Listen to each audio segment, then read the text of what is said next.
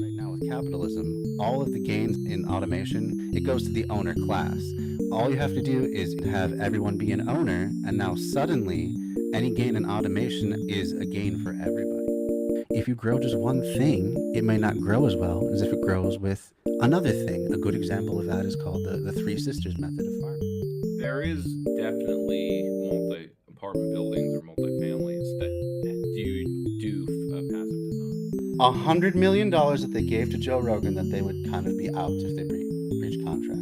Is that a bigger number, or is 2 billion a bigger number? I don't know, It's a Zach. tough one. I It's know, really hard. and maybe comparing numbers is not Jeremy's strong suit. Gotta go kill a Jenny. I still don't think you should kill her. I don't think it's a good idea. It's a ghost, dude. Welcome back, everybody, to Bread Theory. Tonight, joining me once again is Dan Platt of the Three Left Show and What's Left in Albany.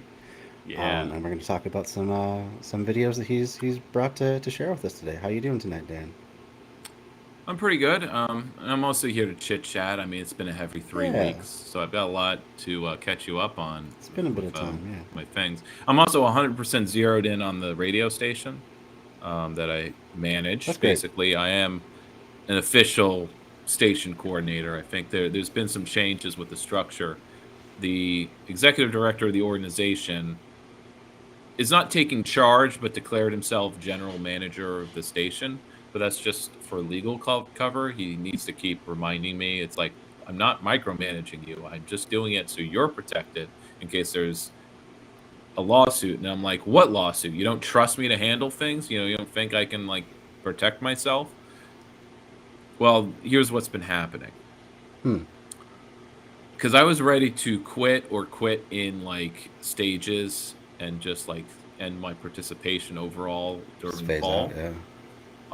Really, really close. But it was out of ignorance because it seems there was some Young and the Restless type bullshit happening. I seem to have been a victim of sorts, very light victim, I will stress, of a sexual harassment allegation.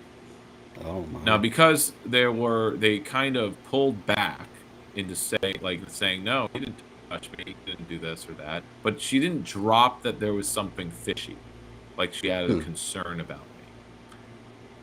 But on the other hand, with me, she was clearing the air with me. She was acting comfortable. She's been comfortable around me. And when she's around me, she actually acts like nothing's going on. Like there's no concern whatsoever. But outside around me, when she's away from me, talking to the board, she brought in, she talked to some outside lawyer, and this loyal, outside person was raising hell about I'm going to look, you don't have your ducks in a row, you don't have a sexual harassment, you don't know you can't deal with this, I'm going to shut you down, and there's threats, idle threats. But still, to the lawyers who are on the board, it's like, oh shit, they're right, we don't have all the things we're supposed to have.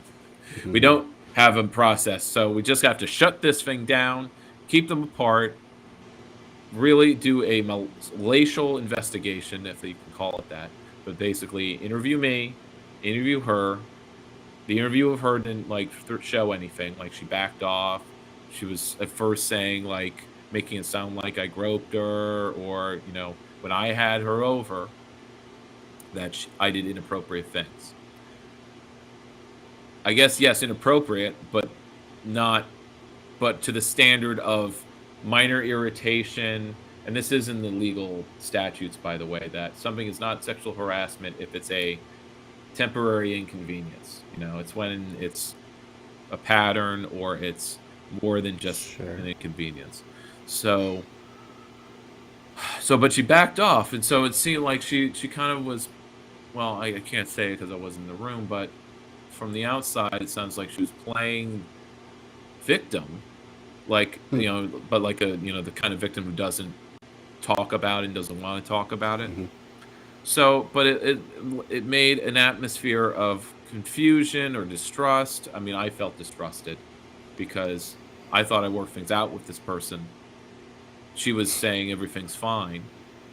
Meanwhile, the board is acting like I'm under investigation for sexual harassment. So I'm kind of mad at them. Why are you treating me like I'm, there's a problem here when there's no problem.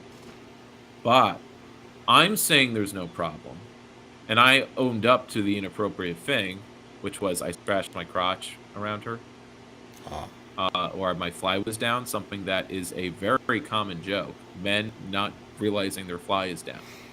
It's happening, yeah. But you can spin that to say, oh, he was waving his dick at me. He was showing off. He was coming on to me, and I didn't want it. Well, after all this outrage and me getting really like confused because like there was a public event, and then I'm being told, don't sit at the same table as her. I'm like, what the hell are you talking about? So I'm getting really steamed about this because there's not enough communication. When I was interviewed, they wouldn't tell me what the complaint was. Because if there was open communication, I would say, like, I think maybe she's lying about what happened or not happened. And we have to question why she's not dropping it if there's nothing to find. But so it's just more of a matter of precautionary principle with oversight from the executive director, changing the structure with a bunch of titles that don't, positions that don't exist. There's no one. I'm doing these 3 jobs, but you're only saying I'm doing one. I'm only allowed to do one. What the hell? And everything I do needs to be presented. What does that mean, presented? I don't need your permission, but I have to tell you. I mean, he clarified, and when we talked it over, I was off the ledge of quitting. But when I started talking about quitting, the woman's behavior changed, and on the way home, she made a pass at me with the words, now that we're not going to be working together, would you be open to a relationship of the non-platonic variety? So, like, there's game playing happening. So I'm really ticked at this person and just giving them the cold shoulder and not talking to them. And wow. And I'm putting in the board's court. I want them to decide whether she's allowed to work the emails or to keep volunteering, or just keep her show. It's uncomfortable for me now to see her, because it's like, not just because she made a pass and she took a no for an answer, but the fact that in order to ask for that, I basically had to declare I was quitting because I'm so mad at all these other people that she basically, turned against me, but in a very, very light fashion. That's my now overtly like negative interpretation, because I spent the summer having a positive outlook about what was happening, or taking her or anyone's word for it, and it was driving me a little insane. So that's that crazy story. Heavy stuff. Yeah, if we had a safe space committee, if there was enough active people, we could have a safe space committee to work the stuff out, as we did at Food Not Bombs. Though that committee hasn't been active, it's ad hoc. Food Not Bombs is an adhocracy. You form a committee when there's a situation, someone who needs to be banned from the kitchen, and they ban them from the kitchen after they read some feminist lit and say they didn't learn anything, they don't know what the hell they did was wrong. It's like, oh, I didn't do anything wrong. Okay, then you're not going to be in the kitchen anymore. Yeah. Or any of the spaces, to be clear. They sort of do the same thing with this, where they just interview. They have people interview both sides to see what's happening or what not happening. So that's all gone through, and sort of. Well, So it's still in process because things happen glacially. You have to keep on people about like what you want them to do. You have to ask people if you want something. You have to ask them to do it, not just wait, because their lives will intrude and they'll be doing their normal day-to-day stuff and not the more important temporary situation. But it feels like I'm back to square one with the team. So even though this month I've been doing trainings, with a few of the producers, including the person, but I've been not addressing her directly. But I don't know what it's going to come to, because there needs to be more people stepping up, because I can't do 3 jobs forever. Right. Yeah. Someone else. In fact, I can't do it now. That's the whole point, is that I Right. am only going to do the 1 job, and I can do 30 things 10%, or I can do 3 things 100%. And so it really sucks that we don't have more kind of active people. What I've been asking the board of my org is that, like, can you please provide someone who isn't a producer and thus isn't weighed down with producing their show, which is 10, how many hours a week, to assist me? Because relying on all the producers to do all the volunteer work, even if they know the system a little bit because they're producing shows, there is some tasks that I could be assigned to someone who isn't a producer. In fact, probably should be. It's hard. It's hard. It's like you have all these people who started on profit, and I think there was a quip from the Slingshot I was reading about how in Berkeley there are as many nonprofits as there are homeless people. And some of them don't do a lot, or they only do one thing, because it is just 2 people, even though it has an organization name and a logo. Yeah. Lit. And the successful ones do just a few things, but they do it for 50 years. Yeah. And I guess the ray of hope is when socialists are involved and they're allowed to do the more radical, focused, theory-informed work, more happens. Example, I just went to the 50th anniversary of United Tenants of Albany. It's the Housing Justice / Housing Rights Org, who for 50 years organized various campaigns that were coalitions, but they were just on-the-spot, ad hoc political coalitions. It wasn't real organizing to me, because they didn't have any lasting political power.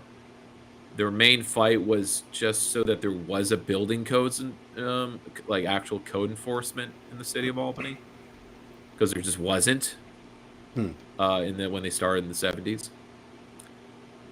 And enforce just the basic laws. That's like the goal of many activists from the 70s and 80s. So never mind more union organizing or what have you. So through their work enforcing the basic laws that were passed in the 60s, and any addendums that were added later, I guess it's up to us millennial and Zoomer socialists to build on that and go past just what is legally required for a slumlord to operate. To guarantee people's at least rights that they have now. Yeah. And it's up to us to guarantee or fight for more rights, push the boundaries, which is what's happening with United Tenants of Albany, which was through happenstance. One particular socialist, member of the Socialist Party, it became through happenstance because in 2020, there was like a bunch of, with COVID, there was just a shakeup of sorts. So he was promoted from volunteer to executive director in the span of a half year. Oh, wow. So a lot of pressure. That's a big leap. Yeah. A lot of work, but it does mean he's being paid. And he's brought in other socialists on the board. They're all kind of masked up, though. I will say that much. But they started union organizing, or tenant organizing, rather. So they've organized 3 tenants associations now, which just in Albany just didn't exist. That's good. They did. They were old. They were 60 boomer types. And so they're really they're growing actual tenant power, and through that, and they're organizing their latest campaigning. They've been really pushing to get the council and they have, to be pretty progressive, do everything they can in the realm of tenants' rights. We have the money for a study because in New York, we can do rent control is statewide. That was something fought for in the last 6 years. maybe 8. And in Albany is like we're on the path, but the mayor is basically dragging the city's feet. So we gotta push her. The council is very much pro-tenant at this time, since that's where the energy is in the not just the Democratic Party, but let's just say in the voter base. Which leads me to a point that I've been noticing about something to understand about politics. I mean, most people understand that it's when they're independents, they know politicians will say and do whatever is popular, right? Where is the energy? What is popular? It doesn't matter the party label or the professed values. They will do what is popular or where the energy is. Yeah. If there's more energy in the Democratic Party for social democracy, then yes, Biden will do some social democracy policy. And for this, he's no longer Mr. Moderate neoliberal in all the things he's done. Now he's to the charlatans a social democrat. Yeah. Like, wow, he's practically a progressive. Yeah. He's building international socialism because he agreed to meet with Lula. Yeah, right. Wow. Which is, I'm referring to Vosh, by the way. Vosh has been saying this. Sickening, really. Yeah. That's unfortunate to see. He's a smart guy, but he can argue with right wingers well, but yeah, he's I think he's a little too comfy with U.S. hegemony. And yeah, it's strange because his rhetoric isn't always that way. Right. But then he'll just turn around and say, Biden, he's really like, because he's like Kyle Kalinske, like he's way above my expectations. So I'm actually happy to vote for him again. Yeah. And if you want to do something else and organize some other way outside the Democrats, you're crazy. You're not a good socialist. You're a crazy zealot, tanky. Hurting us in the long run. All the same stuff you hear every single election cycle. Wasting votes, taking votes away from the Dems, on and on. But it's the people who are online and media personalities who also follow enough journalistic ethics, which are in like the old journalistic handbooks, and current ones too, that you just don't join anything. You need to maintain some objectivity and not be an actual member of any political org, or even promote membership in an org. Except they do, of course, argue you should be a registered Democrat. That's not means you're an organized Democrat, not be an activist. Yeah, it means you just vote that way. But it does mean that you are giving up your power in the ballot box, more or less. Right. That's my argument. No, absolutely. And then Brianna Joy, who was the main interlocutor with the boy, has she been skewered lately for that interview on Kyle and was Kyle and Crystal and Friends? Is that the one that she was on? Yeah, they call it. I've only seen very short clips of it, but it's the clips that are being shared. I don't think it was that bad. The most heated. Of course, there's a whole hour around those few minutes, right, where they are just so smarmy and conceited, and they're just constantly haranguing her about like, why won't you admit that Biden does good things? They keep harming on what their main problem is that their way of being fair and balanced is to report when the Democrats do something they consider to be good. Yeah, because progress is progress, bro. Yeah, right. In policy. Yeah. But policy, because all they care about is policy.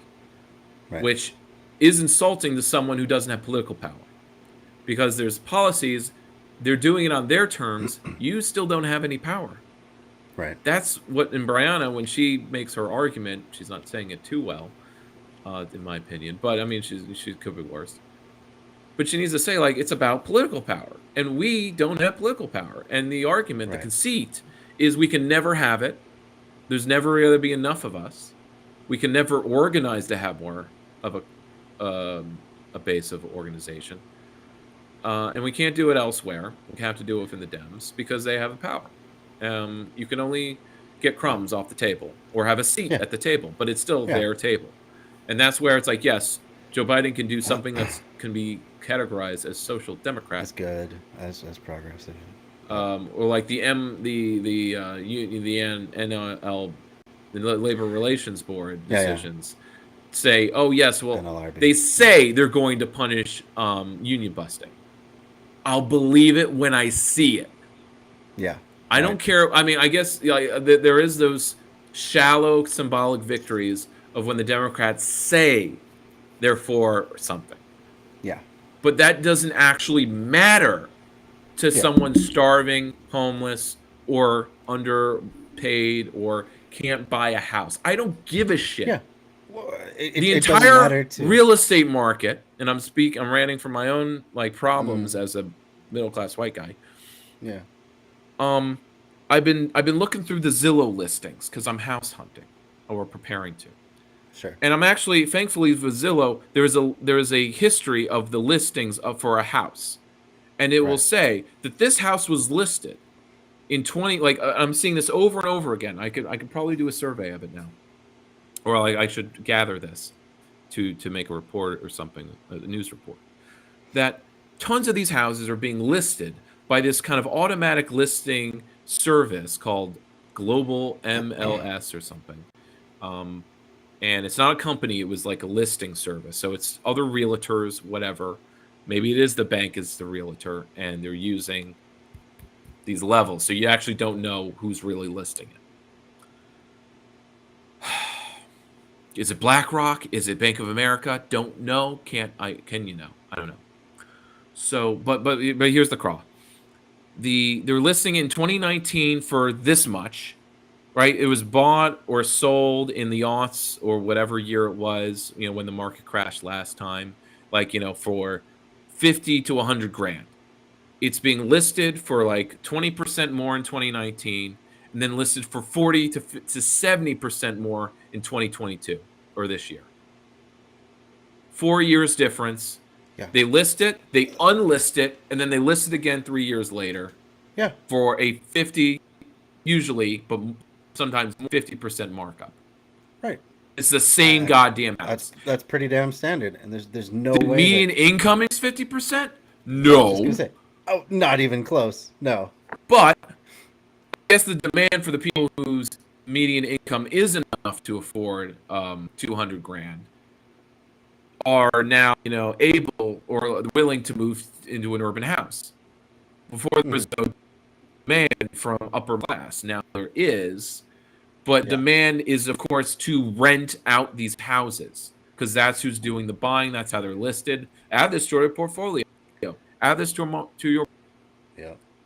And meanwhile, the nonprofit sector can, through grants or HUD, is providing, a 10 grand starter grant for the first time black home buyer. Yeah. I'm not black. 10 grand ain't that much. It is enough for a down payment, but again, if it's 200 grand, the house is 200 grand. They're gonna be paying that mortgage off forever. Yeah. It's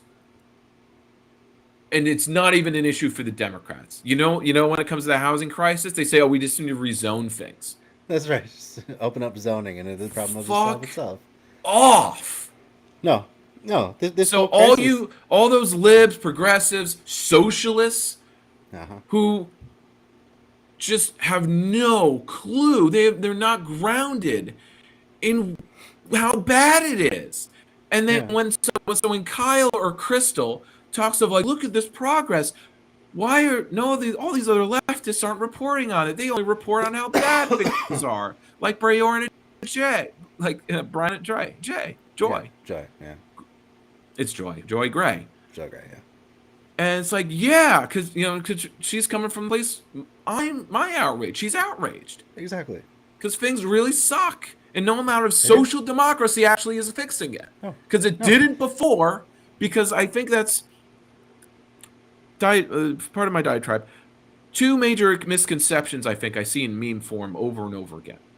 That the New Deal was something that was won by grassroots power. I'm starting to doubt that narrative when it was so easily rolled back, that all of this organized labor power that won the New Deal or forced it into being suddenly disappeared, dissipated, or is nowhere to be found after 1948. I have to wonder, was it even there in the first place? Maybe the New Deal was all top down. It was all because a particular social democrat was elected, being FDR. So FDR is the best, and Reagan's the worst. Reagan did everything wrong can be blamed on Reagan. I don't like this narrative. It's putting the blame on a particular president, particular man, and ignoring the system. Yeah, it's more Fuck the system, that. for sure. I gotta get off my chest that I don't like that. I'll make some TikToks where I'm more measured. I made one the other day. It got some traction because I had some hashtags, very powerful hashtags. Hashtags work on TikTok. They don't. I don't know if they work on Twitter, X anymore. I don't think anything works on X anymore. Well, no. But I wasn't trying too hard before. But on TikTok, I guess because it's Chinese, hashtags actually work. Because I literally I only included the hashtags. I added the hashtags ranked choice ballot and proportional representation to a 1-minute TikTok I made about how New York has passed and Hochul signed the early vote. I think it's same-day voting and voting by mail. The Republicans are suing to block it because the Constitution says you can only vote by mail if you have, you're out of county or you're disabled or you're sick.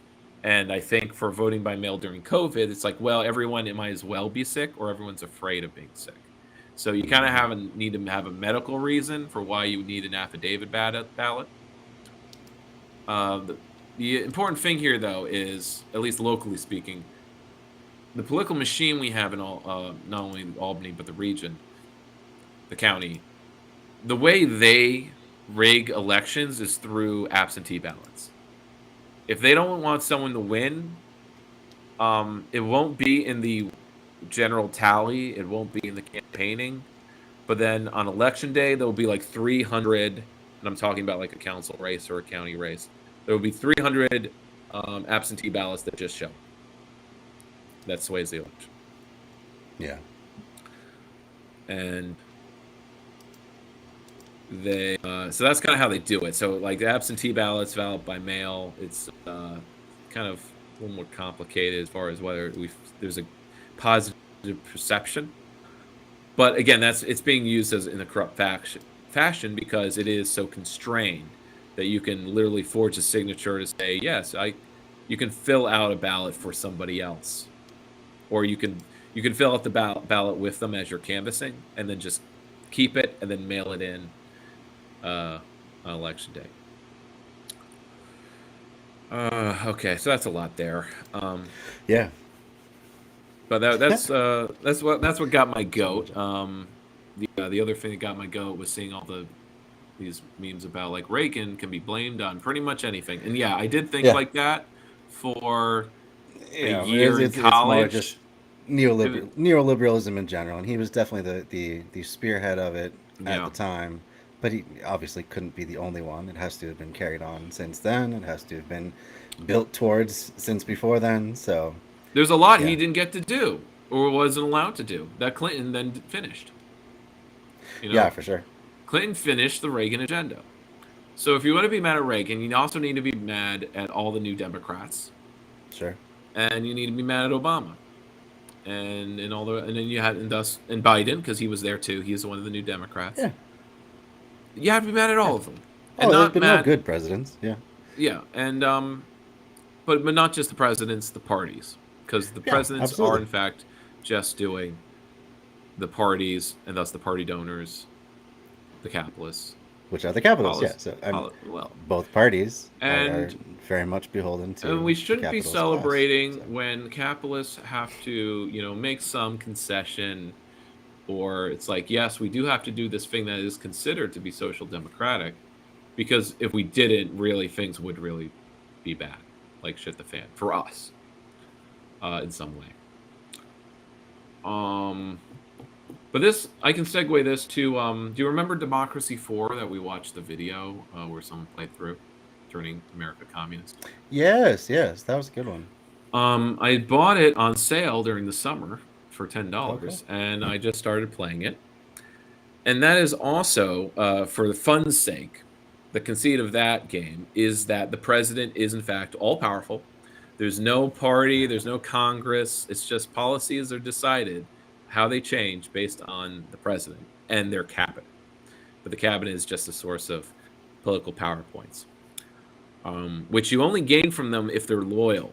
And they seem to lose loyalty over time no matter what. There's a lot of things I'm kind of not getting, but I just started it, so maybe I could find some guides. The only review, there is a kind of a let's play of it done by a socialist in Norway named Frida, or Freda. And but it's not from an American perspective, so I think maybe we could do that and maybe put that on the list of things we do. A let's Oh, that'd play be fun. That'd be a lot of fun. Of Democracy 4, because it's a very simplified, and of course I'm not mad. It's not something that angers me. And I think if you actually play it, it is a good learning tool. It's not the best, of course. It's Sure. not too. I mean, it uses the four square political compass to show where you are and where the electorate is. Mm-hmm. And there's the conceit that the parties actually, well, it's not a conceit. It's actually a good reality that the parties don't matter. They're just, I mean, it doesn't matter in me. By that, I mean, they do not have any actual stated positions or whatever. When you pick a party name, it has no bearing on your starting position or what's expected of you. You start the game with 15% popularity. You start being in office. So there's that important step that's skipped. How did the Communist Alliance? 15%, yeah. Assuming you've chose the party named Communist Alliance, that is a choice. How did they get elected in the first place with 15%? Yeah, how was that the popularity?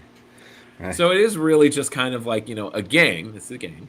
Yeah. So as you play through, I'm in the third term now. I've yet to nationalize anything, but my goal is to get down the deficit, even though the debt doesn't matter, right? Greenback wise. I don't know, just like what the conservatives prey upon. It just doesn't feel right that it just keeps going up. So I've cut back the nuclear policy down to bombers, because the popularity of the nuclear policy was like always at 24%. So it's like, I can cut this and it won't upset anyone. Unlike the military, which has 80% popularity. But as things got more liberal, it is an exercise in incremental reform, by the way, because there are policies that are just popular enough that increase liberalism. So if liberalism is increased enough, you can then snowball, you can do things that increase socialism, which is basically, yes, anything the government does. There's no actual work. The closest thing to worker ownership is stuff. The closest thing to worker ownership is workers on boards. Okay. That policy. That's something. But that's it as far as actual worker ownership. Otherwise, it's state ownership equals worker ownership. So it's a very state socialist ideology. But it's really just, the people who designed it just are working within our current Overton window of sorts. But I'm sure there are mods that create, fill out all the different types of policies, which I'm playing vanilla at the moment. So, but it's interesting that, like, it doesn't matter what the party's called. If you're popular, then people vote for you. And it shot up really quickly. It was pretty, it got crime down fast. And here is the effective policy, though. The thing that seemed to make the most difference was funding youth programs. Interesting. Not by youth programs, I mean it was youth centers and activities, like paid youth stuff, and it was a lot of bang for the buck for like $2 billion. This had a big effect on, what was it, antisocial behavior, which was one of the feeders for crime. So that, and I defunded the tasers, the tear gas, and the water cannons. None of those were popular, actually. No one cared when I cut them. I would hope so. Yeah. It wasn't a lot of money, but it added up to the $2 billion. Really? And oddly enough, there's some mistakes, I think. Police are at minimum funding, but the arms for police is at maximum. Mm-hmm. So I basically shifted these sliders. I actually funded the police to a point, and that decreased crime, but it allowed me to pull back on these other police state type of things. Increase community policing, decrease the level of arms that the police have, to automatics to semi-automatics. You know, it's alright. Yeah. Wow. Real peacenik. Yeah. Yeah. And that was really effective, actually. And now, as liberalism increased, like, I could reverse position to discourage gated communities. It was really interesting. So in another 2 terms, I could probably start nationalizing things. It's expensive. It's like you're adding $50 billion to the budget. The other issue is I've solved all of the nascent American issues like obesity and car traffic, but I've created one. I increased workers' rights so much, and I increased the minimum wage like 1 notch, and these fed the crisis of a doctor's strike. And in order to stop the doctor's strike, I basically need more capitalism. And I don't want to do these. I don't want to increase those policies. Yeah. And I don't want. And the things that are feeding the doctor's strike are things I do not want to reverse. And so I'm kind of left unsure what to do, because I do not have the money to spend, or I could, but it would be increasing the deficit. I've slowly been increasing the state healthcare, but it's hella expensive. I'm bumping it up as I'm bumping down the military. Okay, that makes sense. But it's a lot. Like, I think it was fully funded, it would be $1 trillion. But in the game, when you start, $1 trillion is your income. Okay. So, and that's like everything. The entire budget, yeah. Yeah, the entire budget. So I'd basically be doubling it, which is, I guess that's how neo-libs look at it. That's how they think about it. Because I'm cutting the tax credits for private health insurance, and that's not really a lot. It's like $5 billion there. It's a fun little puzzle, it's a fun little math game of sorts. But yeah, there's that, and do you know if they have the mechanic then, if you start funding universal healthcare, if like costs end up going down over time, because that's what every budget there is projected.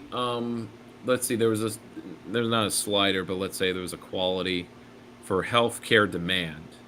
Mm-hmm. And I'm not sure if there's a healthcare cost one.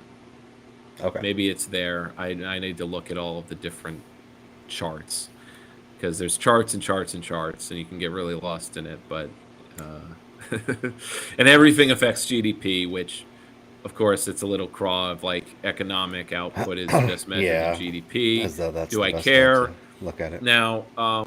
Something to note about the 6 main things you need to care about: unemployment, health.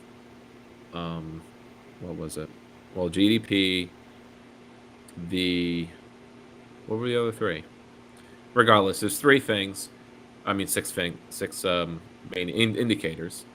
And even though everything has assigned value in the game, and it shows up in a chart, the value doesn't have a metric to it.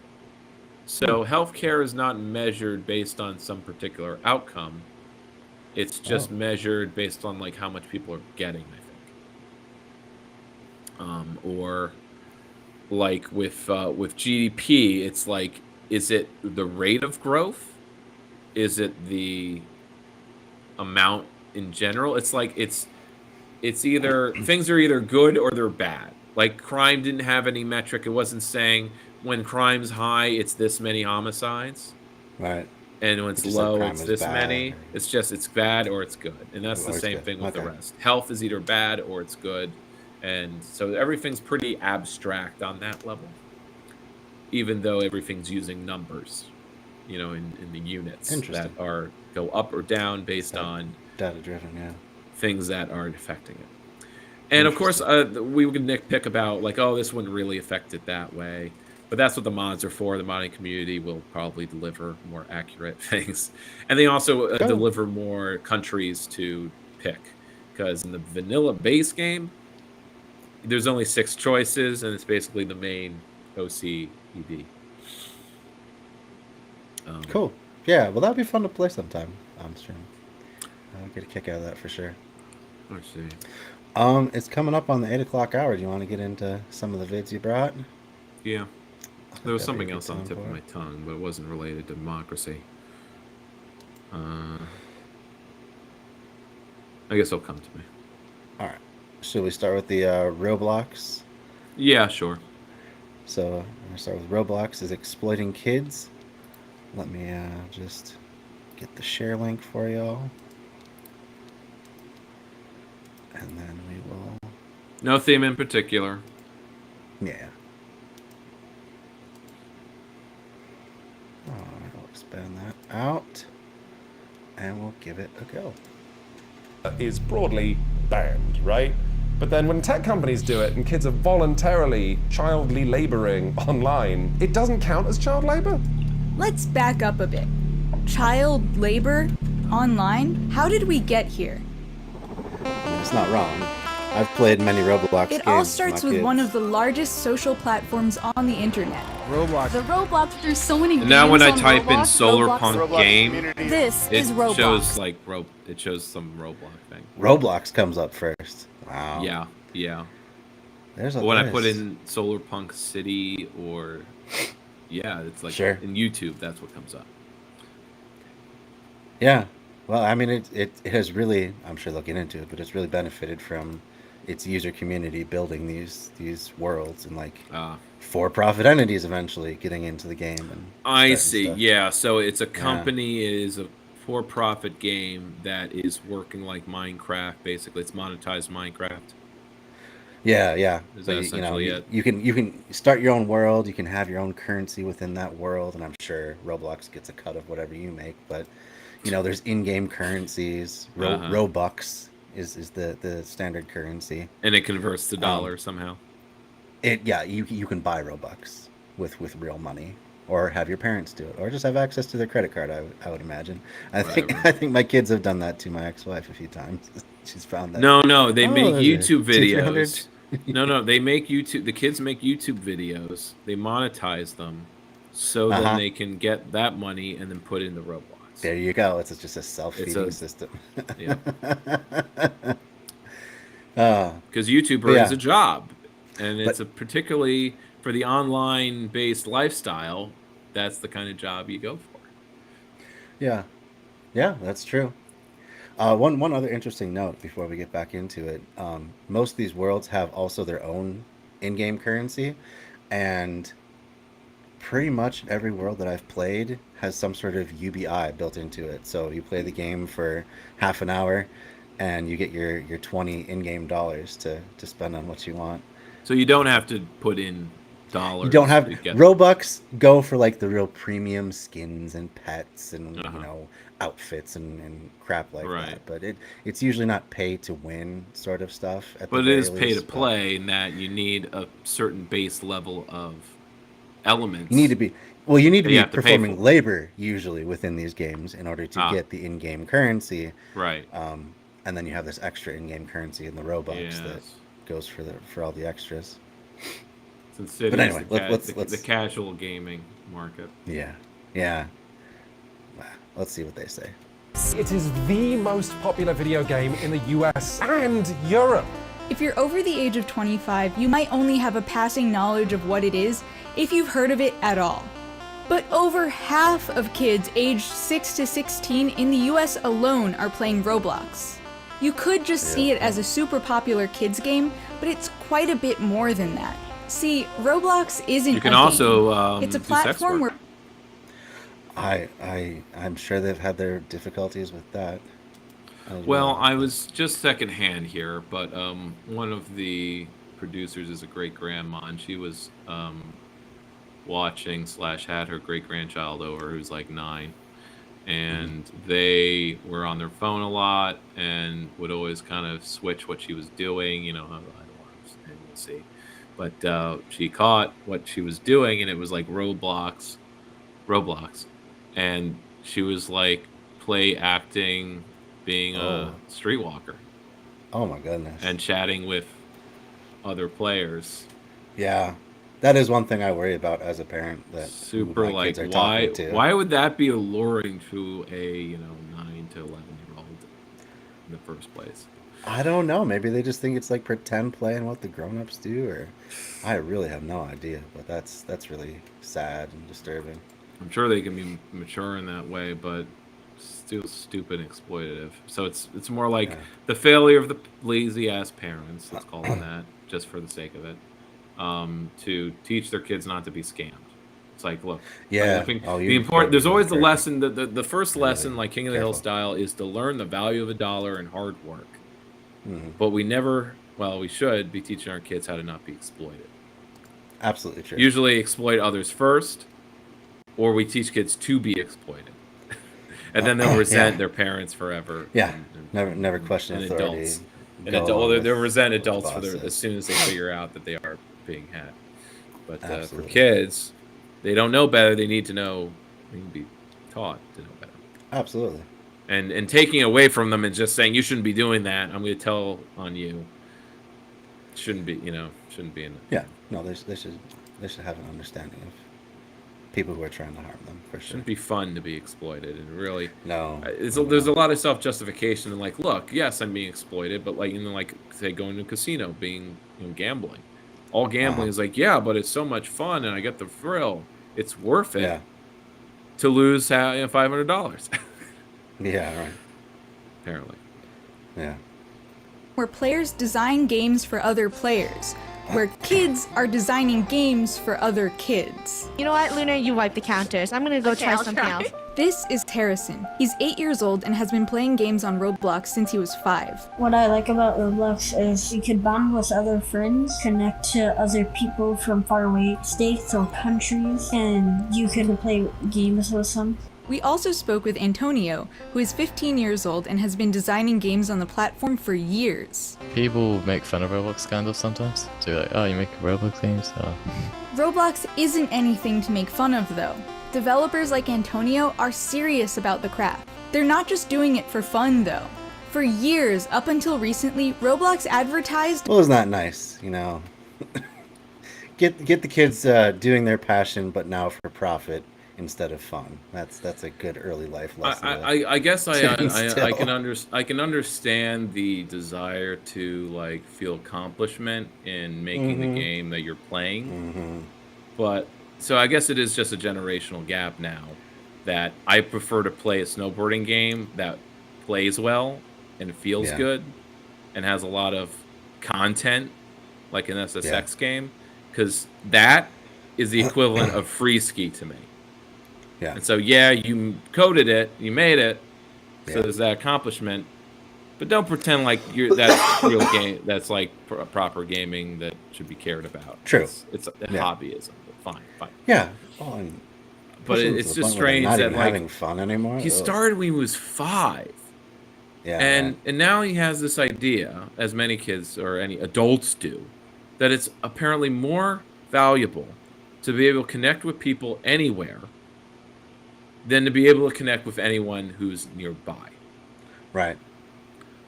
I And would- also that every hobby should be monetized if it's possible. Clearly, you can do both, and I do both. Yeah. Or, I don't know, because actually, I'd put little stock in connecting with people far away, unless they're Green Party activists, and I'm learning from them. Mm-hmm. But when your whole social circle is just online people who are in different state, Mm-hmm. and you don't have any real friends who you can actually do physical things with, Yeah.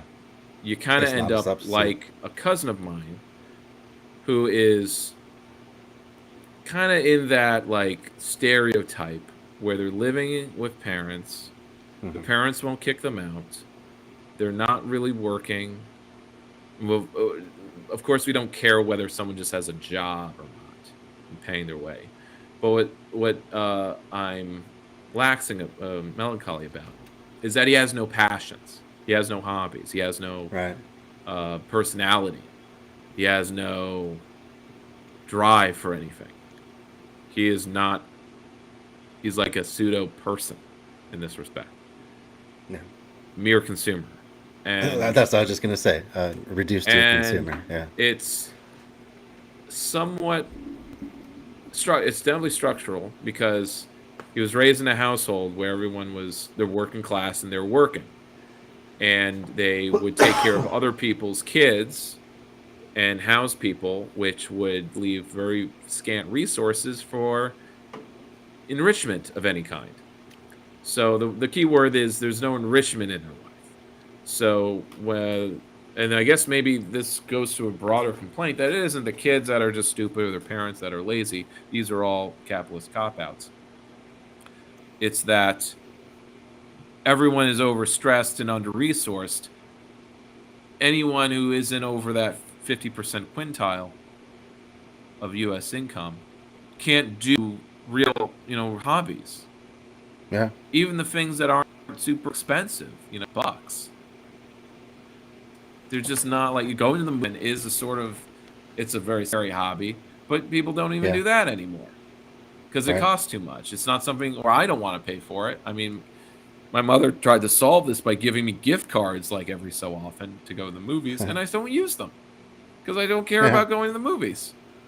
So it's more of that, not just the cost, but for others, it's both. Or, their parents, my enrichment came from my parents. My parents are middle class, Mm-hmm. more or less, not upper middle class. We don't have a pool. Right. We don't have a hot tub. Certain luxuries we have came from some inheritance money. It's $600 here for piano, $1,000 there for the sauna. What was it, $2,000, whatever. But it's an interesting point. Interesting thing about that. These things can't be left up to the personal. There needs to be, again, if socialism is just the government doing stuff, okay, let's go all in on that and say the government should be providing all the cultural enrichment anyone should ever have, so it's not in the hands, it's not something that's the private sector problem. Because if the private sector is in charge of people's personal enrichment, you get gamer bros with no personality, except for 4chan boards. You get all of the ills of our society culturally wise. Yeah. That's that profit motive. It just squeezes all the joy and all the humanity out of everything it touches. Including everything Tim Pool complains about. So Yeah. maybe the next liberal on his show needs to just kind of stick to a line about, like, if we want to solve these problems, we should have a public provisioning for culture. Free opera, free orchestra, free provided music lessons and this and that.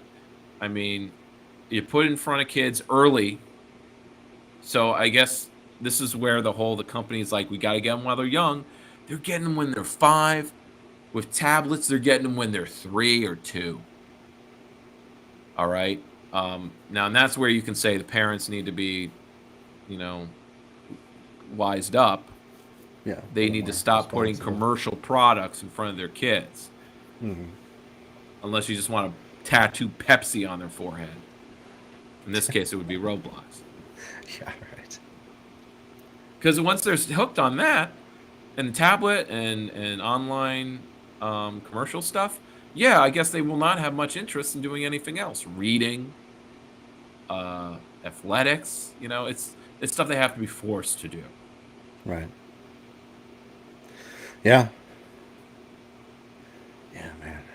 Yeah, it is a tough situation to deal with. I don't even know what to say about it. Until we take power and we start funding rec centers. Right. Rec centers that can compete with online gaming. Yeah. And, my kids are online a lot of their day, most days. But I can still convince them to do stuff outside. They love going to the park and meeting kids. They love going to movies. Like we went to a movie just a couple weeks ago, and that was like a huge, exciting event for them. They talked about before and after so much. I don't think kids are nearly as far gone as people make it out to be.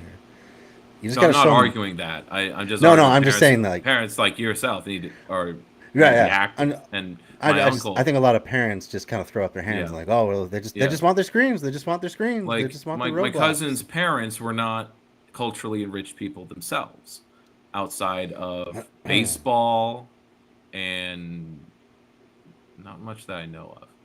So, yeah. But of course, it takes a village to raise a kid or a person. It really does. And that village, it shouldn't just be on the parents to take their kids to the park. Sure. Yeah, there should be more Or opportunity. whatever. I mean, I guess, there's, of course, shared responsibility. Sure. But if the parents can't take their kids to the park because of this, that, and or they never did it with their parents, but I don't know. Again, cycles of poverty, cycles of malnutrition. Yep. All right. Well, let's move on. Developing games there as a serious money-making opportunity. Problem is, game development is super hard work, and most Roblox-based developers with published work on the platform never actually receive money for any of it. Meanwhile, Roblox is worth over $17 billion, and its CEO David Baszucki alone is worth $1.8 billion. And those So he's a billions billionaire. were built on extracting value from children. Not just through digital child labor, but by turning childhood into a candy-coated black market with exploitation around every corner. Kids should be careful of using Robux. People like to scam, online date, exploit your account. This is The Classroom, and today we're dissecting how Roblox extracts value from children. I first got into this topic after talking to my coworker Gerald. So this YouTube channel, People Make Games, they make content about game development. And Quentin from People Make Games explained Roblox amazingly. These kids are not just hobbyists. They're doing real work that is driving the value of one of the biggest video game publishers in history. I feel like he sort of became the face of Roblox criticism, so I really wanted to reach out to him. Here are the 3 main points we learned from Quentin's reporting that sent us down this rabbit hole. Roblox is not really a game, it's more of a game creation platform and marketplace where young developers make games and costumes and stuff and sell them.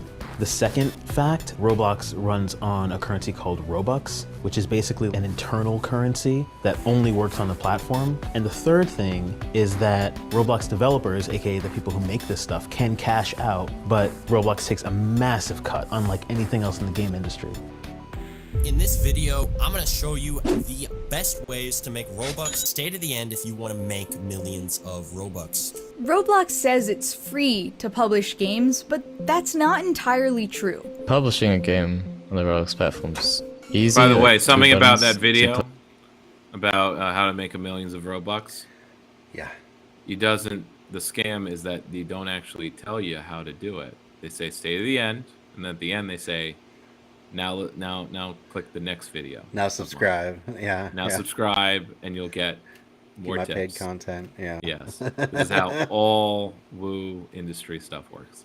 Absolutely. You never actually give real content. Right. Or if you do, it's something that's a century-old quack thing. Yeah. It's the stock tips from Andrew Tate's forums and stuff like that. Yeah.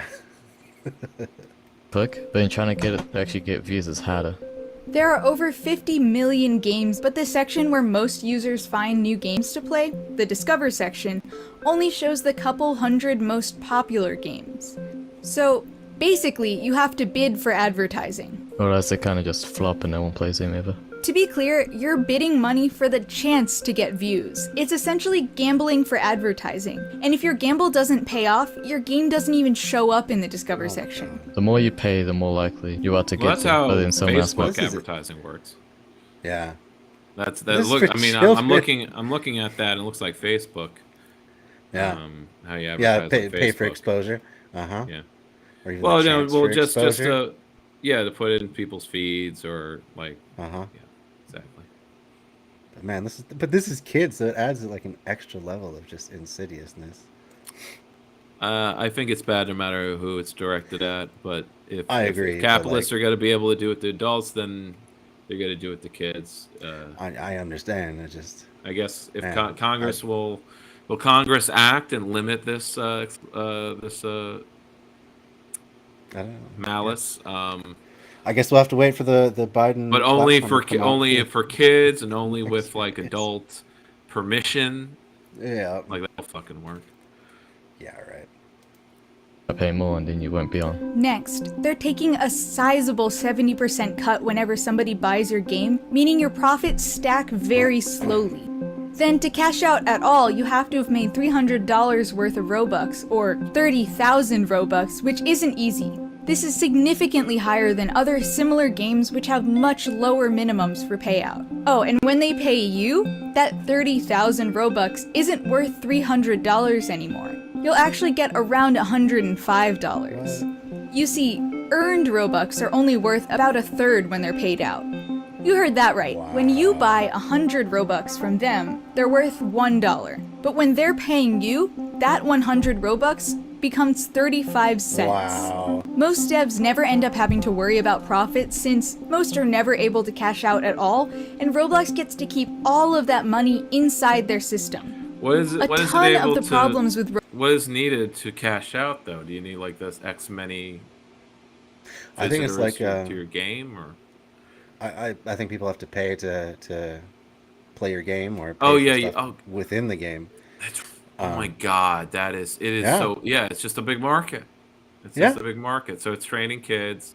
Now of course maybe it's training them young to disrespect markets and know how I mean, that's fake the and hope. scammy and look how unfair they are and how Tough lesson though, jeez. it's a tough lesson, but maybe if they learn it early, then that's why each generation is going to be more socialist. Which leads me to my point I forgot about. The other thing that grinds my gears, but not in a serious way, is City Skylines 2 is coming out. I saw you. And I posted in a little rant joking about way that. about like, you know, the new anyone who's under 34 is more socialist than ever. And you have the new games, hit games, that are still very much in a capitalist realist world in ideology. And you know, it's one thing for City Skylines perfecting the city builder, the SimCity formula, Mhm. and running with it. But I get bored with City Skylines fast because you're just growing an economy for no fucking reason. Yeah. It's just for seeing something grow, which okay. I know what that's like. But like I it get bored actually. of it fast, maybe because I did so much of it in high school and college, like Yeah. SimCity. I just don't need to do it again, but it looks better. Or you can have mixed-use housing. Like I didn't care before. Customize the streetlights. Yeah, right. Oh yeah, I know. When the freaks are making videos about like how much easier it is to lay down highways. Ooh. You know, and it's like, look at this great city I designed, and it's half highways. I'm like, fuck off.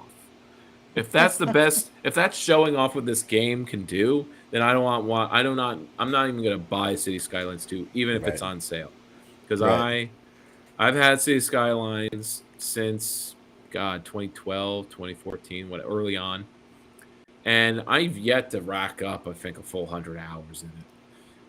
Really? I just get to some point where I get to some level where it's just like it's this basically the size of Albany or small town city, and I'm like, I don't need to be bigger, because if I do, then I need to start building airports and things that are just big, and the industry just seems to like be there. You know, you don't have to manage the economy and the inputs and the outputs, and I know there are all the add-ons and additions that do that, but in the end of the day, the economy is still just nebulous, capitalistic, macro liberal economics department trash of how an economy works, where when you actually read these textbooks or economics reporting from The Economist, it's like liberals do not actually know how the economy works because their theories are not based in reality. Right. They're not materialists. They are not looking at how things are really working.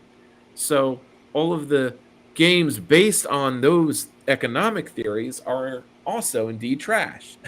Yeah. Which make no sense. So, with no consistent gameplay to it. Right. You know, it's like I could have this economy and growing population, and there'll still be things that are abandoned, and it's like, oh, now and maybe two is they fixed it, and the ad, and this is the ad, by the way, not a promotion from a YouTuber, but the ad was like, now it's tied in with the real economy, the real world economy, and it's got prices for things. So the fuck what? How is that funner? Right. You know? Right. But here I am griping about how unrealistic it is, but that's just because the liberal economics is unrealistic. Absolutely. Yeah. That was always my frustration with the actual SimCity, like especially the most recent one they had, where you'd have a problem like people can't find jobs, so there becomes a lot of homeless people, and then the solution ends up being just to build a police station, or then to end up building police drones and stuff like that. Because you're not providing anything. You're just zoning. Right, yeah. And Zoning, providing public services, which involve X, Y, and Z, but not community centers or this or that. Now, City State, which I bought, which I'm trying to play more of, allows you to build. There's public housing and public jobs you can create. So the more of that you build, you can transition your economy to being completely publicly owned, and then it's communist, which of course is not real, because again, it doesn't simulate cooperative business or enterprise. Right. It's just there's private sector business or there's the public sector. So it's that main conceit, even though it's using the word socialist or communist. There's no real communist socialist game. I mean, I went over this with some other streamer. What game can simulate communism for me? Because he wants to better understand it. And after a lot of talking, I think the closest thing we got was RimWorld, because that's a community designer thing. So you can have a community that's communist. But you're not going to have you're not going up to the city-state level, though. I want a city-state, city-sized game where be a communist economy. Of course, it's not going to be just a city, though. It has to be all the types of communities. And that's something I guess the big maps of Skylines can maybe allow. Because there is farming zoning for agriculture.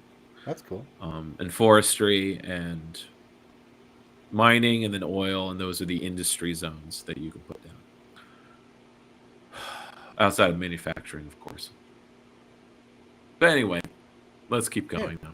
Yeah, let's keep going. Gaming and Roblox stem from this fake money scam. Where have we seen this before?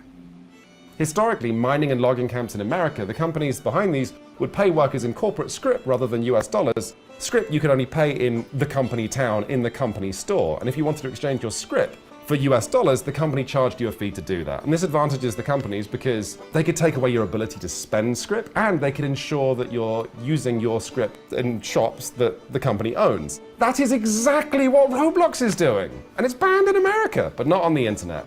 All that fake money is very real to someone, though.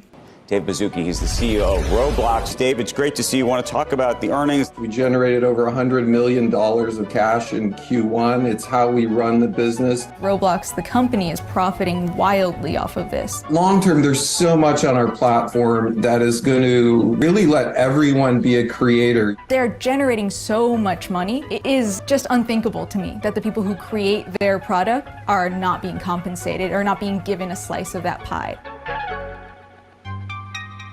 This is something that you can only see if you have an account, but it sort of blew this whole thing wide open for me. This is just a jobs hub for children, which many of these jobs pay in Robux. I applied to some, I didn't hear back. Many of them say things like, you have to be 13 or older. Seeing this page, I mean, find jobs right at the top of create.roblox.com. Like, it does stop being play. Oh, and then the compensation there is 200 Robux. So like, oh God. $2. 100,000 Roblox is $1,000. Is that 20 cents? I mean, that seems bad. The job board is so bad, Antonio has decided to bypass it entirely. It's not that easy to make money on Roblox. but using third-party apps like Fiverr, for example. And you need I've to earned make way Robux to play any of the games. Most of them are free, but there's like in-game stuff to buy. I think there are some games you have to pay to play at all, but all the ones that I've ever played with my kids, it's all, just free to play, but all the DLC. Can we show kids, and maybe we need to convince them to go back a console generation or two, but can we show them that you could pay for a game once and actually get all the whole collectible concept? Or Right. I guess you don't get the content. You have to unlock it. You have to earn it through playing the But game. still, it's all there. It's not, you're not piece by piece. Shelling out. I mean, I guess you buy unlock the game. in some games like GTA, you buy content within in-game money, Mhm. but Yeah, you're earning it by doing the gameplay. It's part of the gameplay loop. Yeah, it has to be part of the gameplay loop, and I guess the conceptual factor here is that it isn't too off from that. The gameplay loop of Roblox is you play game. No. I guess that's the difference here. It's not, you don't get Robux by playing games, right? No, you do not. You only can spend Robux. You to have to earn buy it, you have to do buy real it from labor.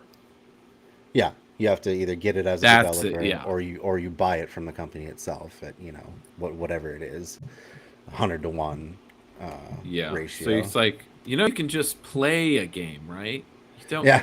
We got to get kids off of here. I got to make sure. I mean, thankfully, my brother has the resources to own a Switch, so the kids are gaming. They're playing Zelda. They're playing Nintendo off the store. They get the full game. I guess there's DLC and stuff like that. But again, that's junior level. Yeah. So thanks a lot, Gamergate. You really fixed the gaming industry. Yeah, right. Tackling those important issues. more money than Roblox. When we looked at the numbers, it was. Like, he's absolutely right. He was making a lot more money on Fiverr. So if we're in a situation where people are doing real labor and a website like Fiverr is giving them better opportunities than Now the the kids make place money where with they are Fiverr. selling He's the on labor. He's like, Yeah. what is he? He was 9, right? Or 10? Yeah, it was like 8 or 9 or something. I think it was 8 even. Yeah, making money on Fiverr. Is that his is not family something I would poor allow. and broke and there's My no kids. allowance or anything like that? I sure hope it's not that. I guess desperate of a not. I mean, situation, but- I didn't have an allowance. I would just save up gift money that I was given from middle class family, what have you. So Sure. I had that going for me. But yikes. Yeah, that's bad, man. labor it sells. That is insane. Fiverr should not be the better alternative No. to get paid. There's no Roblox HR, no Roblox Developers Union effort, nowhere these underpaid and overworked kids can turn to as their labor rights are violated multiple times over. I've spoken to Roblox developers who might be 14 and in school and crunching, working 10, 12 hours on weekends just to try and get their game out according to pressures that are applied to them by a boss who might be another kid who you've not met. Like, it's just crackers. There were so many things that weren't just labor that Yeah, were sort of after a week or two of that, I'm not sure how as a kid would put up with that. I'm just like, just do something else. There's so much else to do. Yeah. Why would you do this? Yeah. Well, I guess it's a treadmill where it's. I guess if they want to be, they got some dopamine hit from like the first game or being on Roblox or because it's that's where everyone is. Yeah, and 'Cause maybe it's so they want to popular. actually be a game developer as a career, and I think this is their best avenue for getting their name out there. For some reason, my cousin also got this idea in his head that that's like where he could go because he's a gamer, so that's his interest. So I think his father, the closest thing he tries to push him is to try to get him in a gaming, some program to get in the gaming industry. But like he's not actually interested in that. Interesting enough, when he went to community college, he, got associates in literature. But then I'm like kind of asking and scratching my head, like, didn't that lead to any other interest? He finished with that, and he went right back to parents' basement. Not the basement, but parents' house. and Yeah. it didn't The go with anything metaphorical else. basement. Sure. Oh, that sucks. Like he went right back to his rut. We'll call it. Yeah. I don't mean to badmouth him, but it's just I've seen this from him since he was little. When we would meet up, and he would just talk about what he was gaming, and my thought was, this is me at like 18. I'm like, oh man, is this what I sounded like when I was 10? Talking about Sonic and when I was playing Genesis. I'm sure I did. So my assumption then was he'd grow out of it. By the time he's high school, he'd have other things, but he just never got new things. So, or she never shifted to other things because he never had other things. I had other things while I was gaming, and I still do. I game and I do other things. But you have to, Yeah, I'm sure a big factor in that is just the kind of the general hopelessness that modern capitalism is instilling in people. It's just like only people you see making it are either celebrities or I'd like to see YouTubers. I would like to see the demographics of that half of kids are on Roblox. Is it the suburban half of America? Is it like the meme where it's like, why don't the kids play outside? Well, this is what outside looks like. It's shit. Yeah. But yeah, I don't know. I couldn't tell you. Coming up that were other forms of exploitation. Basically, it's just about wringing as much Robux out of the system as possible. It's something we could call the financialization of childhood. What that means is that a lot of the shady practices present in the real economy are here too, but targeted at kids. The kids are straight up gambling with money. Money which has been turned into Robux first so David Baszucki can get to it, but still. Scams are prevalent all over Roblox, including in their most popular game, Adopt Me. That's a game I've played many times with my kids. Yeah, you can buy like houses and pets and all sorts of stuff in that one. Here's Harrison again, the 8-year-old Roblox player we spoke especially to. when He's you pretty adopt savvy this, about basically a Tamagotchi pet that you're only going to pay attention to or care about for maybe a month. It literally is. You put in this money. You're not teaching. It sounds like you're not teaching your kids the value of $1, Zach. No, not at all. And like Tamagotchi, that's a really apt comparison because it will like follow you around and it'll get sleepy and it'll have to go to bed, or it'll get stinky. You'll have to put it in the shower. It'll want to go to the park. You have to take it to the park and stuff like that. So yeah, it's like literally a Tamagotchi. And then there's a new one that comes out the next month, and they just go onto that pad and stuff like that. So. I'm kind of split in because obviously socialists are as well, but not fully a 50-50. But you have socialists like the people at Sublation, Doug Lane and Angelica, and I love listening to them. And one of their main messages is the leftists like us or like progressives, keep caring about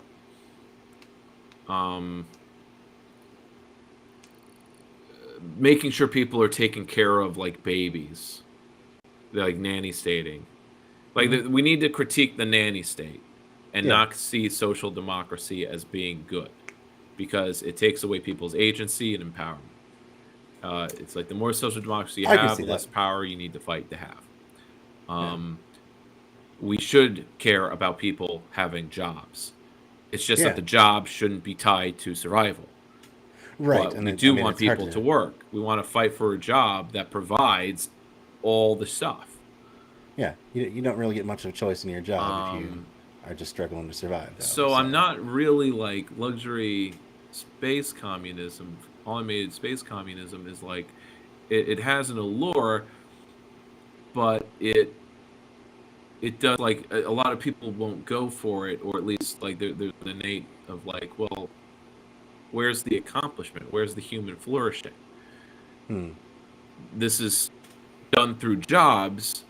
We just have to, but we're ceding ground that jobs are the domain of the private economy, the for-profit capitalist economy, when jobs can equally be part of the community-run and managed socialist economy.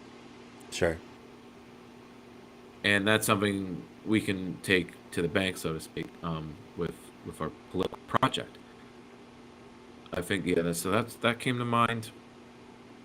And I guess the other thing was the. I guess it was something triggered with the financialization of childhood. It's like, well, everything's already financialized. Everything's already capitalized. I mean, if in order to have a fulfilling childhood, you need to spend X amount. Right? Yeah. It's not like cultural enrichment is actually provided by social democracy. Not too much of it. We can pretend it is by public school system, but I think anyone can tell you that they didn't really get culturally enriched, or they didn't get everything they could have in the public sector school system. Sure. You know, you have to fundraise for everything there. Oh yeah. So Absolutely. So there's the child labor happening there to sell candy bars for your marching, basically for your instrument, or your club, or your movie night, or the school, or to go another school for a sports meet. You know, that stuff isn't paid for. Stuff isn't included in the cost of school from school taxes or after school programs, which is ridiculous. There's a whole host of skills and things that are just being potholed in by civil society. On my show, What's Left in Albany, so I don't have to talk about it at the end of the hour. Sure. It's the last I had on 2 Toastmasters. Toastmasters, you aware of them? Yes. Yeah. Mm-hmm. They're a club that basically teaches public speaking. They're a century old, so they kind of are a fusion of gay with their format, but they have evolved. As I was stressed to ask about was, have they evolved their curriculum in the last century? Is it still just about making a toast, and it is still pretty formal? I don't know if it would make for a goodness. But anyway, the question at the end was, is this organization, Toastmasters International, which has clubs in every country and half a million members, push for public speaking education, or the inclusion of your tied and tested methodology and curriculum? Have you ever tried to include in public schools, or to start? I mean, there are youth clubs that could start. That was the most of the answer was no. We've just started youth clubs. So when it comes to society, you know, the things, community action and organizing, and that's for all the nonprofits. You can only ever help 50 people at a time. Yeah. It's not structural. And that's why people get lost in the shuffle, fall through the cracks, or in the case of our public education system, only 10% actually learn how to public speak. Yeah. At most. That's a really good point, and I hadn't really considered that. But just thinking back, I went through a really well-funded school system through elementary all the way through high school. The community always passed their bond referendums. It was pretty solidly middle class city, so it was well funded. But every year we're doing, you know, candy bars or selling magazines or all these things to get all the extra stuff. And yeah, which makes if you you think, want, how well funded is this school district? Exactly. Yeah. Right. And another few hundred, for instance. Yeah, or uniforms, or a trip to Europe for the band camp or whatever. Yeah. It goes to show that Democrats are still just about doing the bare minimum. Yeah. All right. And that's what angers me. And it's what any political machine is out to do. And that goes for the usual political organization, which is why there's a distrust of them or an expectation of their minimum. So if they ever do anything more, oh, wow, they're almost on my side. Oh, I'm glad to vote for them. They're not just marginally worse than the Republicans. They're better. Yeah. They gingerly stepped over my bar, which was in hell. It was so low. So I guess I'm happy to be. It's the water on their side here, again. and they keep the water from going here. Right? Yeah. I still got a nose to breathe through, so you know I'm doing okay then. Maybe that's the difference. Republicans are the nose, and the Democrat where it's at the mouth. That's right. That's a good way to put it. But it's up to half your mouth. Yeah. So instead of the knife analogy I usually use of Republicans put the knife in 2 inches, and the Democrats pull it out 1. Right. They lower the water level when the Republicans raise it. So you can actually breathe through one orifice. Yeah. Yes. Think about it, Jack. Yeah, right. Like you can breathe now. That's progress, Jack. Like So again, so many causes to fight for, and this is where having a party to not just coalition build around one issue at a time. It's so work. I was the 2 old timers who started 50 years ago, the Tenants' Rights Organization, and they were listing out all the campaigns and coalitions they built. They were listing them out, dozens of them, 70s, 80s, 90s. And I'm like, if you would just win a party, you have a coalition already there to tackle housing issues. You could just call it the housing party or whatever. Right? A political organization, but being a nonprofit, doing the things the way they were doing them, they had to be nonprofits. They couldn't be political. They couldn't organize in a real way. You can only lobby when you're a nonprofit, just like any other private organization. You're no better than a business, and I just hate that. And I'm not going to start one. I want to do something else. That makes sense. Yeah. All right. Well, let's try and get through this video before our time is up for the night. Problems with the platform. Harrison called Adopt Me like the most scamming game. Harrison told us that kids or even adults can steal from each other in the game. There's also giant corporate experiences like Walmart Land or Nike Land, which are less like games and more like big loud stores. I'm gonna go get the burritos. So yes, Chipotle is now officially inside of Roblox. It's almost like going to the mall back in like the early 2000s, but this time online. God, look at these arm for kids streamers being used. Yeah. Like 20-something, and Oh they're God. like, Oh, and I watched Come them, here, the kids. ones my Candy. kids follow. They all have this affect to them. It's like everything is just this loud and kind of very grating. unserious. And, just I don't know how they do, but they'll do like hours of that stuff. And they're just futzing around. Their videos are just chaos and moving images, and there's no content there. It's the same kind of people that they get a sponsorship. And Bob had a lot of motion, but at least it was funny.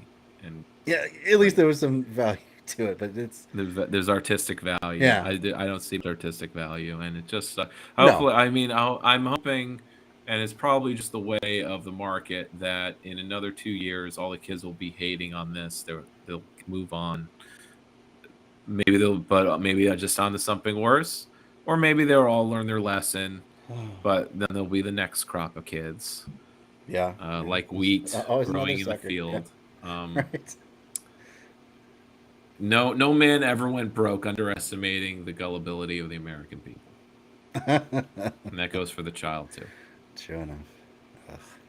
As a way to generate more money or revenue for these companies without their consent. So all the biggest and branded games are trying to squeeze kids for money, and they're all brimming with thieves and scam artists. Remember, this happens because there's tons of money, Robux, flowing through the platform.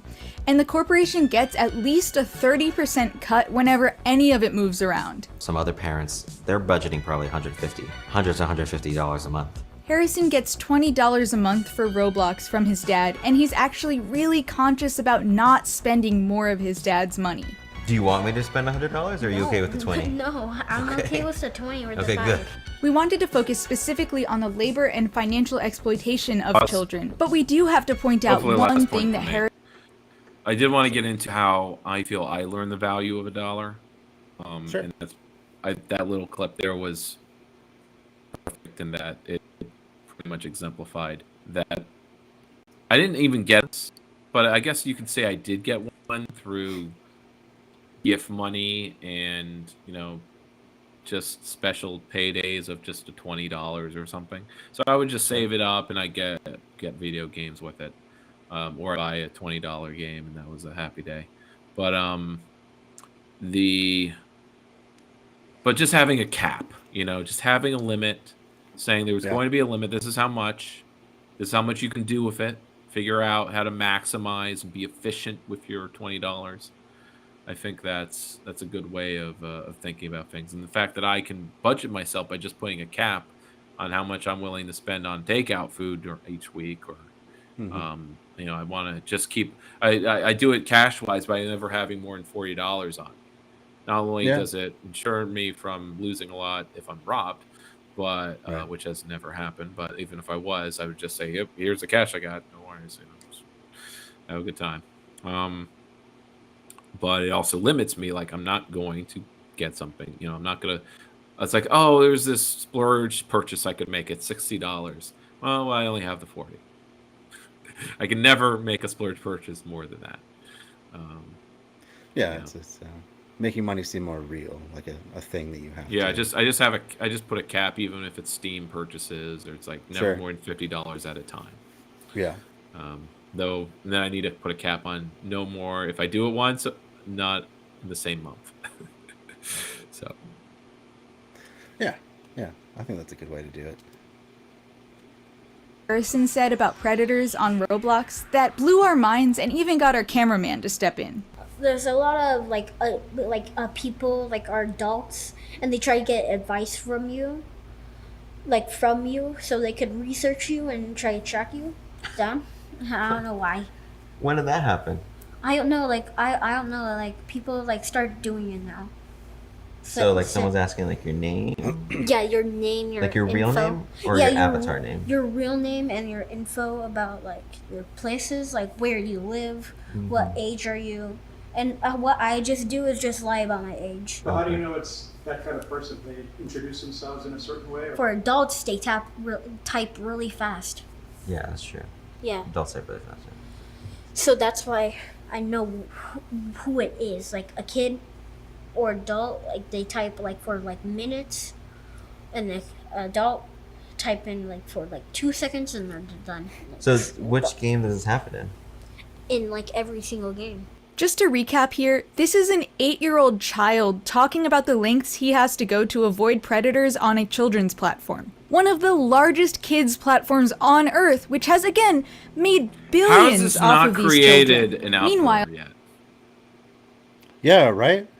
Our news cycle is about the Republicans banning books in their 2025 agenda. That, yes, they're always saying they want to kill the socialists. What else is new in American history? Welcome to America. Yeah. Thanks for joining us. And then there's this kind of thing. Why isn't Tim Pool? Yeah, like this is real this is this a leftist CEO? And... Is this a woke leftist CEO? Yeah, right. Fuck him, and not only him, but all the leftists who worry about him or argue about culture war stuff. It's just, yeah, real exploitation going on, and meanwhile, it's being ignored. Well, the CEO is saying things like this. Do you think more mature things like nudity will ever be allowed on Roblox in any way? I think what I would say is we would lead first and foremost with safety and civility, and then second with mirroring what happens in the physical world. And so I would never rule it out. That's really disturbing. Oh my fucking God. Why is there not just a hard no? If this is supposed to be a kid's platform, why are adults even allowed on? You should not be allowed on if you're over 13. I play with my kids. There should be a. Oh, I guess there's a. But my God. But I'm not interacting with any of the other people. It's just his answer should at best be, we'll make an adult's version where you have to be 18 plus.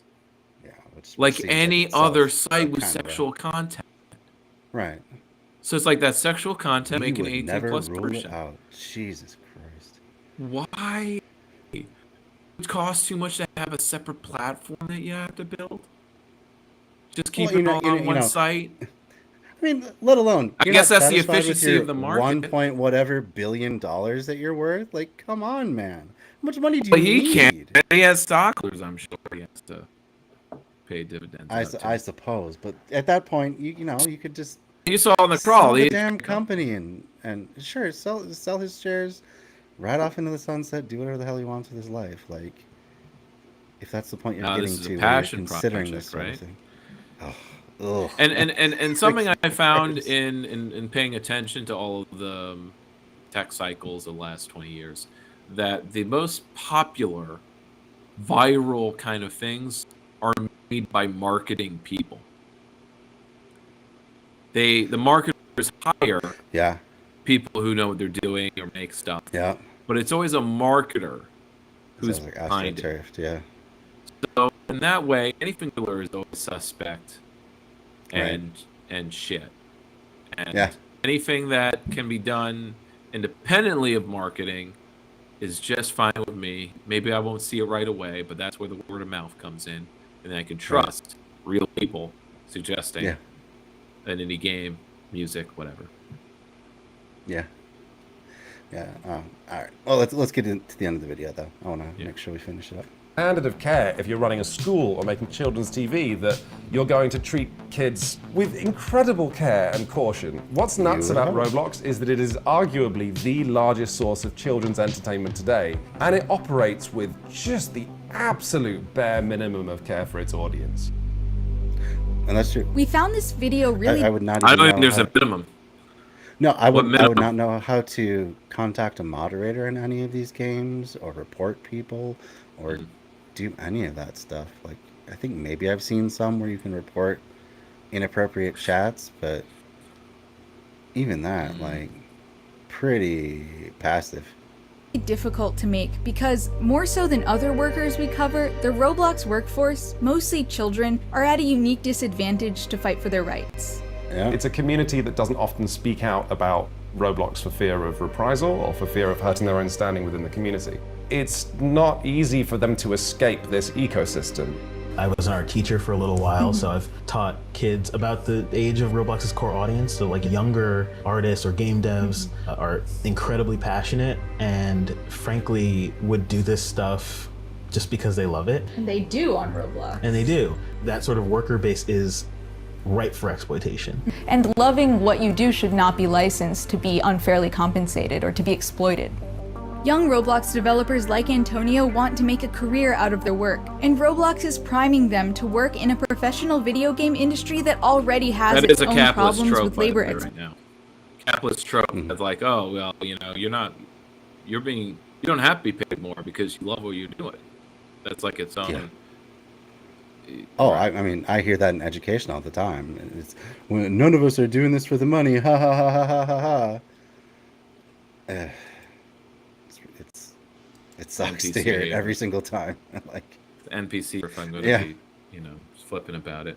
I saw an NPC meme where it was meant a jab at landlords about not being a job, and or it's like but it's like that's not. I've actually made such comments to blue collar landlords. You're still exploiting your tenants because they could be saving up for buying a house. Or you could be, they could be getting the equity instead of, or you could be, you know, just holding the ownership until they can pay for it. But no, you're renting in perpetuity. Now, and they say their NPC line is, because it is like clockwork, to say like, well, you know, people like renting. Some people need to rent because they're moving around, or they don't stay in one place, or they'll say the thing that other tenants are actually convinced of themselves because maybe they hear it so much, they start to believe it, or they do believe it for material reasons. That, oh, well, no, I don't want to be an owner because owners have to put up with so much stuff. They have to pay taxes. I take on all the risk. Yeah, Something goes wrong, I gotta fix it. So that there's a lot of renters who are then convinced of that propaganda. Right. And Not it's like, realizing, well, of you know, course, they're the ones who are paying for everything. because I met someone who's been renting the same apartment for 7 years, and they're still like, "Oh, I'm so glad. You know, I'm glad I'm a renter. You know, I don't want the hassle of owning the house." Or the mindset was, well, it's an apartment. I don't want to own the whole building. I just want the apartment. Yeah. So it's like, well, then it should be a condominium, and then you own the apartment. Right. It's not all or nothing. Right. Absolutely. Yeah. And then you could even have the same property management company. It's just you're not paying that extra kickback to a owner who, I've never met the owner of this building or any of the buildings I've lived in hardly. Well, I'm referring to blue collar landlords, where yes, they are still paying for the contractor, but they are operating as the building manager. Yeah. So that's the difference. The blue collar landlord is the building manager, so they are doing a job. So they are doing some labor, but they are doing a job. But they're also making money just from owning. Yeah. Still passive income for the most part. 7 minutes left. Let's finish up.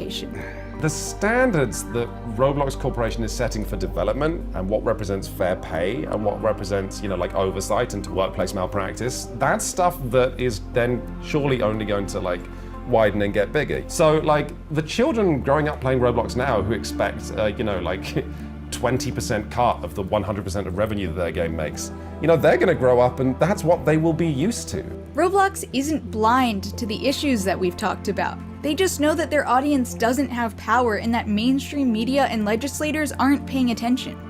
But Roblox Corp is trying to solve their digital child labor problem in their own way before anyone notices. First, David Baszucki wants to age up their user base. There's still a lot of room for growth in USA 9 through 12, but historically, the opportunity we have in 17 and up, it's massive, really. And he also wants to eventually replace a lot of the labor itself with artificial intelligence. We started rolling out more creation type AI, so both material generation and code generation. There's that Westworld episode where someone sits down and says, do this and do this. The narrative storyteller. That's all going to role. happen. You think so? Absolutely. And the AI models replace... I love it when CEOs... You know that dystopian sci-fi show? Fiction, right? Where people are thrown away? That's a really good idea. I was just watching Black Mirror the other day. That's so and they were doing cool. this horrible exploitive thing that dehumanized everybody. I was like, why aren't we doing that? We could put that into action right away with this new AI and stuff. Yeah. Wow, man. The lack of self-awareness is astounding. I guess at the same time... He doesn't have to be self-aware. He can pay others to be aware for him. That's right. That's why developers would be trained. That's why they need a guillotine. That's why we need a guillotine. Yeah, right. There's no correcting it. Trained on millions of experiences. The gulag, the rehabilitation center. The re-education center. Is built by Roblox users. Most of these users will never see a single cent of compensation for their work that is building the future profits of this company. Roblox has had years to deal with the problems we've outlined. We just can't trust them to handle it on their own anymore. The product is They never handled it on their own before. Right. Yeah. Wrong framing. It's not just about hating on this one CEO. It's capitalism. He's a capitalist. Yeah, right. There's a whole class of them. It's what you're supposed to do to be successful. It's what you're accountable. supposed to be successful. He's just following his own passion. Look how happy he is. Right. That's why he's not quitting. Yep. Anywhere. It's got so much funding now that there's not going to be a competitor anytime soon. So this is the company. This is almost like the public utility. This is what we've got. But it's a utility with absolutely no oversight and no government even understanding what it's doing, let alone legislating against it. And that is absurd. So what sort of oversight do the kids on Roblox want? Lower how much Robux you need to cash out, and increase how much the Robux is worth, and lower the cut Roblox takes to maybe like 10% or something. The FTC has been called upon to take action in major recent cases in the gaming sector, and the Federal Trade Commission Act specifically prohibits unfair or deceptive acts or practices in commerce. Half of the kids in America are on Roblox, and all of them deserve labor protections. Roblox is dictating the conditions of our future, beta testing the labor rights of the metaverse on children. If we don't regulate them now, the business model and predatory practices of Roblox are coming for all of us. Thanks for watching The Classroom. We're always looking to tell more. Cool. Good video. Actually, a reverse of that ending sentiment, by Chapo Trap House of all places, but they were covering how the metaverse is not caught on. Okay, the metaverse is not popular. We adults, we adults do not like it, and we do not want to engage with it. We kind of know it's a scam, and there's nothing that adds anything to our lives. Right. Seeing that, in order to be profitable, these startups, they need to find something to do with their investment. So they're finding that they need to go to the captive audience of children by pitching the metaverse as an educational tool, a platform. So it's not so much, I guess, in their long-term planning, they're thinking they're getting the kids while they're young, and then they can just grow age up. up into versus the new normal. Spending money in it. Since they used it in their schooling, then they will be fine with it as as adults, as a workplace. Cynically, if we're pessimistic, we can think that's the outcome that we're going to have. I suppose if you thought smartphones were terrible as far as it goes, the internet overall, certain platforms, social media, basically the ills of capitalist social media. Though I don't know, I think as you're an adult, you have more agency and more rights to say no, I'm not participating in this. And although there's the workforce who are continuously, I don't know, if the boss says you're using the metaverse, I guess we'll have to use the metaverse. Looking 20 years ahead. Though I think by then we'll probably have enough, let's say optimistically, we have enough unionization. You have Zoomers who are building these unions. Gen Alpha will, be folded into it. And by then, again, each generation is more socialist because they're just coming into contact with late capitalism earlier and earlier. I think boomers were really isolated from capitalism. They didn't hit it until they were out of college, and then that's why they threw the fit 60s work. It's like, wow, this is really fucked up. Yeah, right. Like I guess until TV was really widespread, you would hardly be delivered ads at all as a child. So, yeah, you wouldn't be really much aware of the world of commerce. And it's an extension of right. And in the 80s, Gen X are cynical because they just see the bullshit of capitalism. But because of the time, have any means of resisting or organizing against it. The left was smashed. There was no opposition. So they just had nothing to do except look inward. To be spiritual, as Ashley Crawley puts it. And post-Soviet Union, we have a better, or post 9/11, we have a better idea of what we can do about it in resisting. And so there is more to do. There is an option, and that option is theoretically growing. And it's affecting that they're shifting, locally, regionally, they're shifting towards the progressive direction because that's where the energy is. That's the base that can keep electing them. And so the people themselves aren't really changing, but they're changing their positions, and that's considered the victory. Changing the position of the person in power because they're in power because they follow what's popular, whether it's popular with capitalists or with what capitalists are fighting. But the superstructure is still capitalist.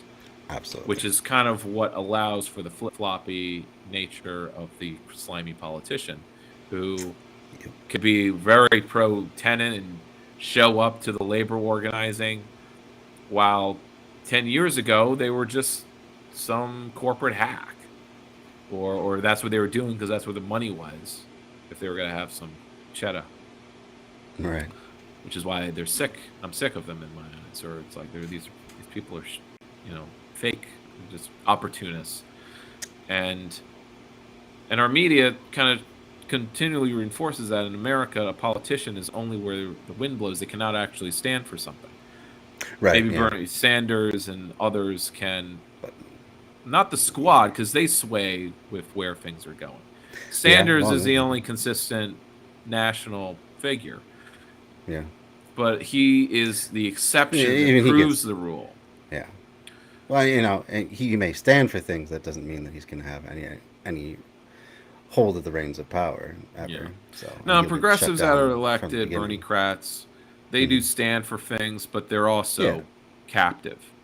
The most progressive county legislator, which I had on my show last month, he will still have to toe this line about developers and landlords are a necessary evil. Yeah. or like, well, we can't really do anything about them. Yep. Or the real estate industry. I could put out the real estate industry is just making it impossible to buy a home, regardless of your income, unless I make 80 grand. I have to make 80 grand in order to afford a house. And even then, if enough people like me did make 80 grand, then they just jack the price another 50% up.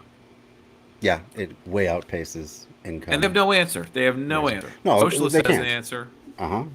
So that's what we have to go the streets with. The streets. I agree. Not just online. We have real answers. They have just empty promises. Yeah. And that's what happening with the socialists that have joined and working with the United Tenants Organization. So they're putting that into practice, and I'm working to put in practice in media. But unlike, say, the tenants organization, which gets county money because it provides like legal support, or I guess they have some kind of funding source that allows them to actually pay workers and a few people.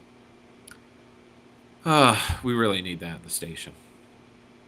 We really do, and I think that's kind of why I'm always on the cusp of quitting, because it's like, as long as this becomes a way, like it's all volunteer, it's all just hobby, it can't be serious.